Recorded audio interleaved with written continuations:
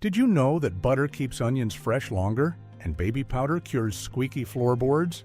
Grandma's old hacks aren't nostalgia. They're brilliant, sustainable, and save you real money today. But the best tip comes at the very end, and almost no one knows it. If you think Grandma's old hacks are brilliant, then you'll love what's coming next. So subscribe to our channel so you don't miss any of these timeless life hacks. And now, have fun with the video. Keep onions fresh longer with butter. Back in Grandma's kitchen, it never smelled like rotten onions. Why? Because she simply spread a piece of butter on the cut surface, a hack that works. The butter acted like a little protective coat over the onion, keeping the moisture in and the air out, so it stayed fresh for days. Simple, smart, and somehow magical. Today we know Grandma just knew what really works. Cucumber water as marinade. When Grandma's cucumber jar was empty, it wasn't thrown away, it was upgraded. The spicy brine from vinegar, dill, and mustard seeds was her secret tip for tender meat and crisp vegetables. Just put it in, let it marinate, done. What was waste for others was pure sophistication for her. Even hard-boiled eggs went in there and suddenly tasted like a delicacy. Sustainable, clever, full of flavor. That's how people cooked back then, with brains, heart, and a bit of cucumber water. Keep celery crisp in aluminum foil. Grandma's fridge smelled like order and never sounded like disappointment. Her hack for fresh celery was as simple as it was brilliant. Instead of plastic, she wrapped it in aluminum foil, loosely, not airtight. That way, the ripening gas could escape and the moisture stayed. And lo and behold, the celery stayed fresh, green, and crisp, even after 2 weeks. While others bought new, Grandma had everything at hand. Her kitchen wasn't a stage, it was a masterpiece of small hacks. Store bread. Upside down, Grandma never just set her bread down, she turned it over, always. The open side of the bag up, the bread upside down. To me, it looked funny back then, almost wrong, but the result was clear. No mold, no dry crust, just soft, fragrant bread day after day. A small gesture, big effect, and another quiet proof that Grandma's world was often simpler and smarter than ours. Milky spore against Japanese beetles. Grandma's garden was peaceful. The roses bloomed, the vegetables thrived, and the beetles stayed away. She sprinkled something on the soil, quietly and determinedly. It was later called milky spore. It worked in the background, targeting only the larvae in the soil and protecting the garden for years. Without noise, without effort, simply out of conviction that you have to work with nature, not against it. And that's exactly why everything grew so well for her. Potato slices against dark circles. Grandma didn't need creams from the perfumery. When her eyes were tired, she reached for a potato. 2 thin slices, chilled, placed on the eyelids, and then 10 minutes of rest. The swelling subsided, the shadows faded. As a child, I found it strange. Today, I know how smart it was. The potato worked gently but reliably, from the pantry straight to the face. That's how beauty worked, down to earth, effective, and without a big show. Cucumber peels in the compost. Nothing good went in the trash at Grandma's, not even cucumber peels. She threw them on the compost, matter-of-factly, as if the garden was already waiting. And indeed, it was. Weeks later, dill bloomed there, juicy, green, as if it knew who to thank. The peels provided nitrogen, the microbes danced. Kitchen waste became growth. Grandma never said much about it. She just did it, because the cycle made sense to her, always. Eggshells for the garden. Grandma didn't throw eggshells in the trash, but in the oven to dry. Then she crushed them, almost ceremonially, and sprinkled them in the garden, especially around the tomatoes. That gives strength, she said. And it was true. The plants stood like soldiers, strong and healthy. Pure calcium, straight from the breakfast kitchen. And as a snail, you had no chance down there. Grandma's fertilizer was crumbly, white, and amazingly effective. Wrap bread in cloth. Between 2 old linen cloths, the bread rested like a treasure. It breathed, could sweat, could smell. Grandma said nothing about it. She just did it that way. And the bread thanked her. The crust stayed crisp, the inside soft. A good cloth was better than any bag for her. It protected without imprisoning. Once you've stored bread like that, you quickly notice freshness needs air, and a bit of care. Freeze herbs in ice cube trays in summer, fresh basil piled up on our kitchen table.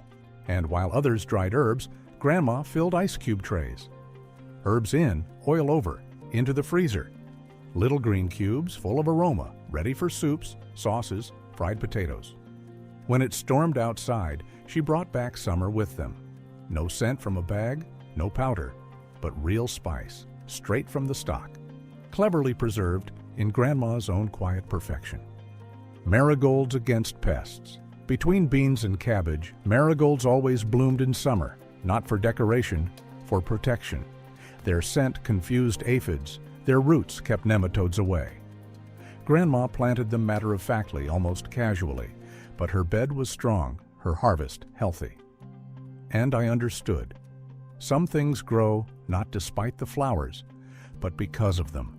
A garden full of life, full of color, and full of quiet helpers who knew exactly what they were doing, just like Grandma. Clean, burnt pans with baking soda. When something burned, Grandma simply sprinkled baking soda in the pan, added some water, and let it simmer quietly. 10 minutes later, the dirt loosened almost by itself. She didn't scrub, she knew the better way. Quiet, effective, gentle. The pan was shiny again, as if nothing had happened, and I marveled at how much power was in such an unassuming spoonful of white powder.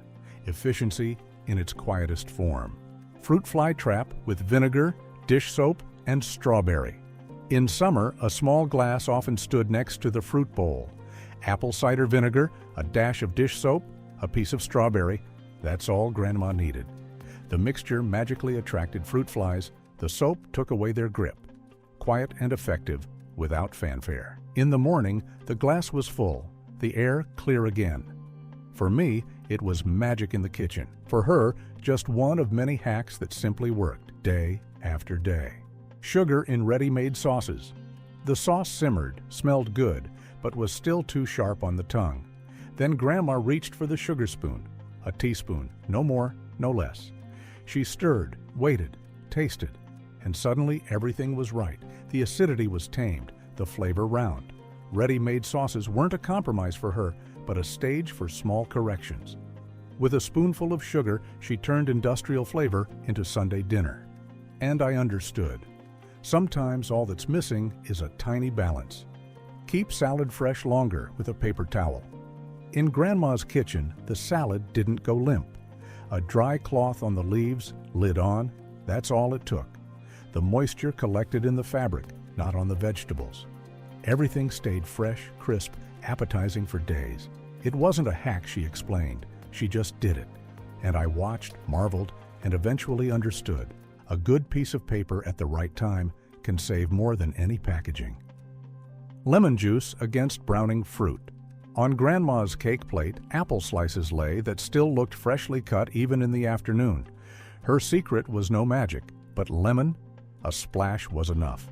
The acid preserved the color, slowed oxidation, kept the bite. While others already browned, her fruit stayed light and inviting. As a child, I found it almost eerie. Today I know it was simply smart. And it tasted good, because it not only was fresh, but looked fresh too. Refresh stale, bread with water and oven. When the bread was dry, Grandma reached for water. A splash on the crust, then into the oven, wrapped in aluminum foil like a treasure. After a few minutes, the kitchen smelled like fresh loaf. The rind became crispy, the inside soft. I remember the moment when she broke the bread. It was old, yes, but alive again, because she knew how to bring things back instead of giving them away. Keep washing machine fresh. The machine was off, but Grandma left the door open. Always. It needs to breathe, she said, and wiped the rubber seal with a cloth. No big effort, just a gesture after every wash, but it made the difference. The drum stayed dry, the laundry smelled like air and not like old. I understood later. Freshness doesn't start in the fabric softener, but with a small gap and a clear thought. Vinegar in boiling water. When eggs were boiled at our place, a splash of vinegar went into the water first. For Grandma, that wasn't an extra, it was routine. And while others peeled laboriously later, our shell came off almost by itself. Smooth, clean, in large pieces. I thought for a long time it was coincidence, but it was knowledge. Passed down, simple, effective. A drop of acid, an aha moment, and breakfast started with a little piece of kitchen magic.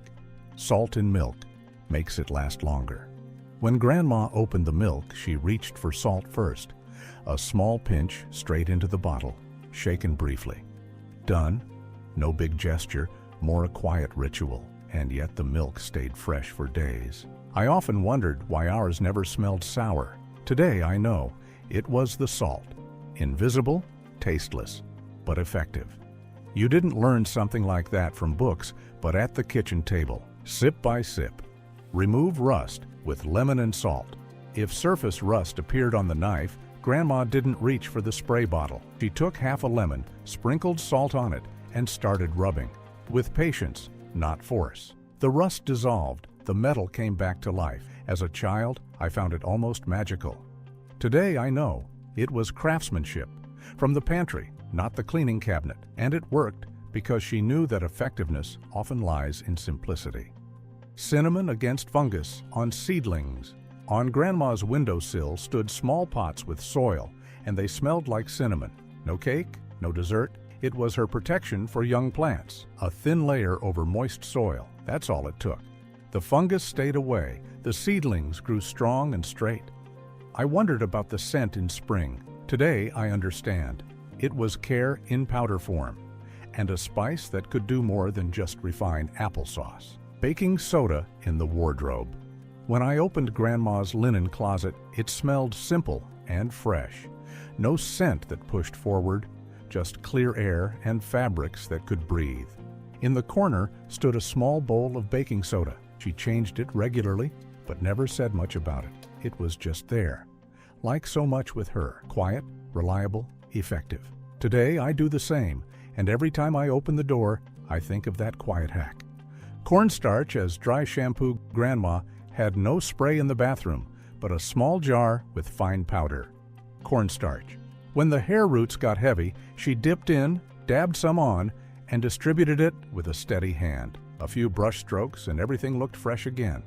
The hair lay light, clean, unassuming. I often stood by, amazed, quiet, almost invisible, and yet so effective. Her solutions never came from the drugstore, but from the pantry. Clear broth with egg white. When Grandma cooked broth, it was crystal clear. You could see the bottom of the soup cup, even with beef broth. Her secret, an egg white, lightly whisked, stirred into the hot broth.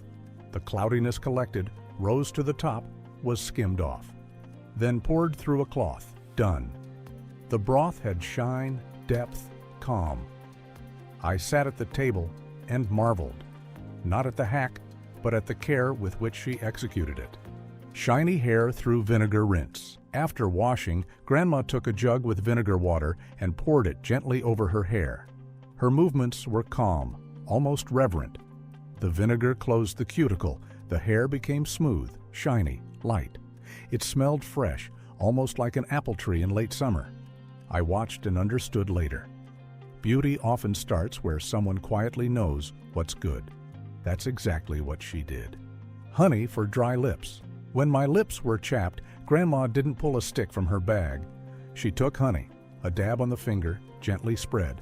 No word about it, just that gesture, calm and familiar. The scent was sweet, the effect quiet. Overnight, what had been tight healed.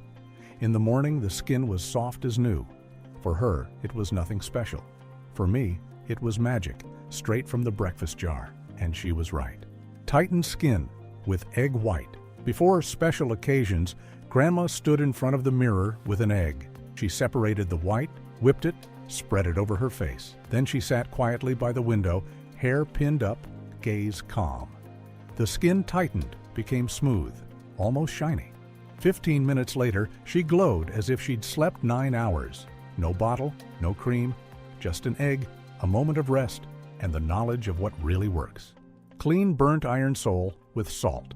When Grandma's iron smeared, she sprinkled coarse salt on a cloth and ran the hot sole slowly over it.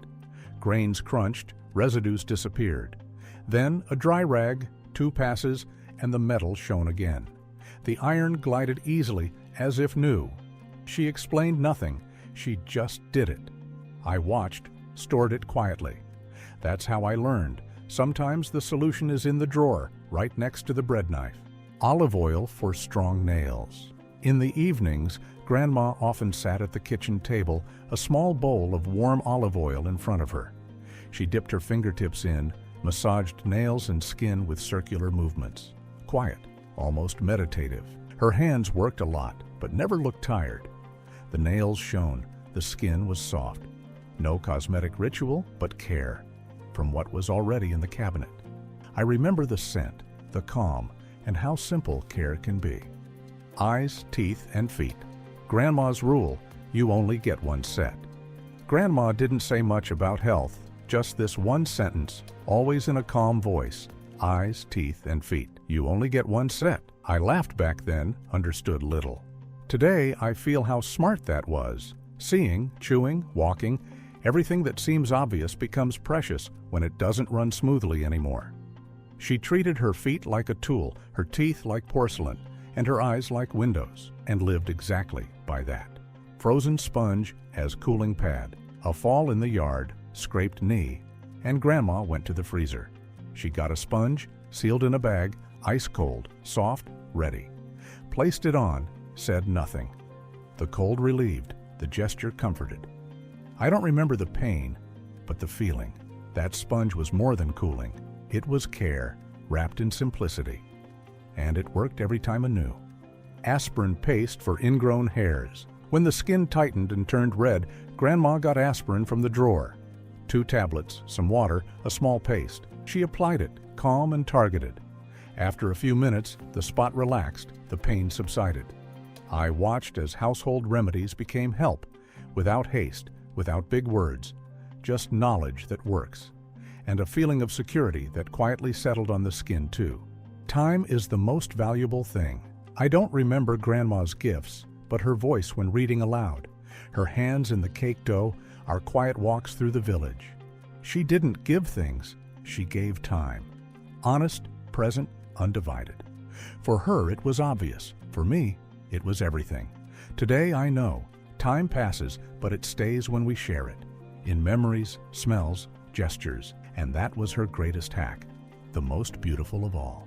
Tennis ball against floor scratches and scuffs. When dark streaks appeared on the floor, Grandma didn't get a bucket. She got an old tennis ball, cut it, stuck it on the broom handle, and rubbed over the scratches. The felt removed what had set in, without crumbs, without cleaner. The floor looked smooth again, almost new. I found it clever and a bit quirky. Today I know, ideas like that make a home quietly nicer. Step by step. Clean chrome with aluminum foil. When the faucet got dull or the bike rusted, Grandma reached for aluminum foil. She crumpled the sheet, dipped it in water, and rubbed. Slowly, evenly, with feeling. The shine came back as if it had only been sleeping. I watched and wondered how simple it was. Today I know it was more than cleaning. It was respect for things, and a sense for the beautiful in quiet. Black tea for shiny wood floors. When Grandma's floorboards got dull, she brewed tea. Black tea, strong and clear, not for drinking, but for the wood. She soaked a cloth, wiped slowly over the old planks. The floor absorbed the infusion like a memory. Afterward it shone, warm and full, as if it had stretched. The scent of tea lingered in the air for a long time. For her, it was cleaning. For me, it was a small ritual. Baby powder against squeaky floorboards. At night, the hallway was loud, every step a squeak, but Grandma wasn't bothered. She sprinkled baby powder between the floorboards, swept it in with a hand brush, walked over it a few times, and then silence. The house breathed calmer. For me, it was magic, but it was just fine powder and clever hands. That's how creaky wood became a quiet path, and a small gesture became a lasting impression. Butter rim in the milk pot. When Grandma cooked milk, she first drew a fine ring of butter along the pot rim, not out of habit, but because she knew what was about to happen. The milk rose, the foam pushed, and stopped, right at the butter border. I watched and understood. That wasn't chance, that was experience. A quiet gesture that achieved more than any beeping on the stove. And it stuck in my head to this day. Lemon halves in the dishwasher. Before Grandma threw away a squeezed lemon, she put it in the dishwasher, cut side up, right in the cutlery compartment. Then the cycle ran, and at the end, everything smelled fresh. The glasses shone, the interior was clear, as if someone had aired it out. She said nothing about it. For her, it was logical. For me, it was magic. And proof, sometimes a peel is enough to make even machines smell friendly again, without big fuss. Shake rice in glass bottles. When Grandma's glass carafe got cloudy inside, she didn't reach for a brush. She filled it with warm water, added a handful of rice, and shook. The rice clattered, rubbed spun circles. After half a minute, the glass shone like new, without scratches, without chemicals. I heard the sound from the kitchen and knew it'll be clear soon. A hack with grains and the knowledge of how to really get things clean. Toothpaste for silver cutlery. Before holidays, Grandma brought out the silver cutlery, tarnished, dull, matte. Then she reached for toothpaste, not for smiling, but for the cutlery. With an old brush, she polished the spoons with circling patience. It foamed quietly, smelled like mint, and the shine returned. No special product, just the necessary. And in the end, the cutlery lay there like new. I found it wonderful, because every day turned into shine, just like that. Pumice stone against deodorant stains. When yellow edges appeared under Grandma's blouses, she didn't get a stain remover. She took her pumice stone, the one that otherwise lay by the heels. With water, patience, and circling movements, she tackled the stains. The fabric stayed intact, the edges disappeared. I stood by and marveled, because this rough stone worked quietly where everything else failed. And the shirt got to continue, not give way. That's how simple rescue was. Chilled aloe vera against redness. When the skin burned, there was no gel on Grandma's shelf, but an aloe leaf in the fridge. She cut off a piece, cool, transparent, healing. Then she spread the gel gently on my reddened skin. It didn't burn, it whispered, and the redness gave way to calm. The scent was green, the effect quiet. I learned sometimes it just takes a plant, a little time, and the right hand at the right hour. Vaseline against cracked heels. In the evenings, when everything settled, Grandma got the Vaseline, a dab on the heels, carefully massaged, then cotton socks over. The warmth, the grease, the fabric, it worked overnight. In the morning, the skin was soft, the cracks almost gone. I saw her hands, calm and experienced, and understood. Care doesn't start with creams, but with attention, and often a reach into the drawer is enough to set something right. And now it's your turn. Which of these old hacks do you know from your grandma, and which will you try? Write it in the comments. We'll read along.